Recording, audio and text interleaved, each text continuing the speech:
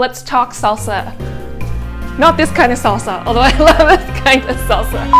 Hi there, I'm registered dietitian Michelle J. Lynn, and today we are making corn salsa made with seasonal local corn grown right here in Ontario. Now before I get into the video, please be sure to subscribe to my channel and hit the bell to turn on notifications.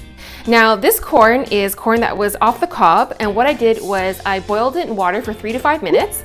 And then after it cooled, I cut off the kernels and I put them into this bowl here. I used about 4 to 5 ears of corn. Now what I'm gonna do is I'm gonna add my chopped grape tomatoes. Here I have orange pepper, and I use the orange pepper just because for different colors. But you can also use red or you can use green if you like. I have here half a red onion.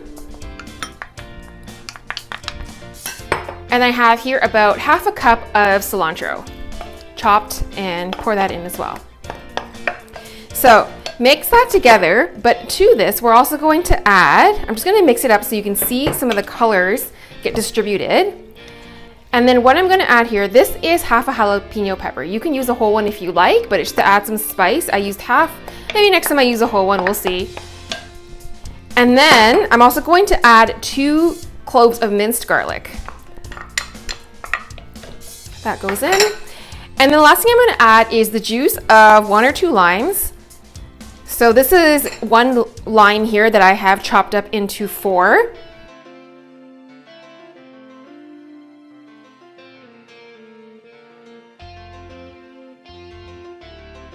So when it comes to making your own food, a lot of times people would just make do with what they had at the time. So maybe we didn't have a lot of tomatoes, but we have more corn. Therefore, corn salsa became a dish in itself. So now I'm just gonna mix up together the lemon juice. The lime juice is in there with my garlic. It's got the different colors going in there. And I wanna make sure I bring the corn to the top, so I mix that around. And then I'm gonna add my salt. So you can salt it to how much you want it to taste.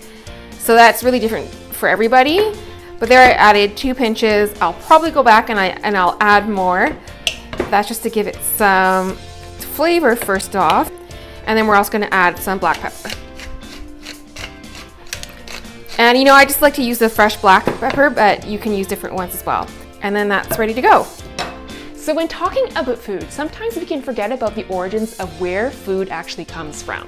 So salsa means sauce in Spanish, and it can actually be traced back to the 1500s, to the time of the Incas, the Mayans, and the Aztecs that were the first people who created salsa.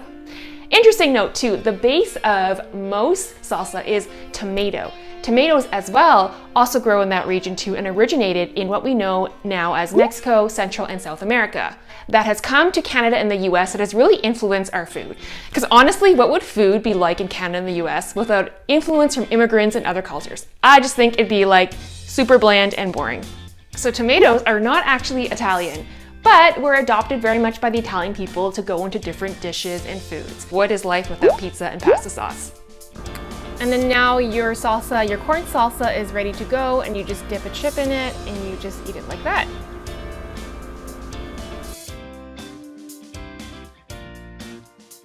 So thank you so much for watching my video. I really hope you learned something new today.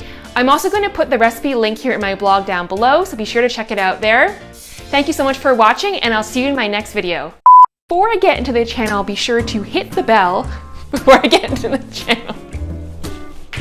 Oh man, seasonal local corn. Yes, that's what we're talking about today.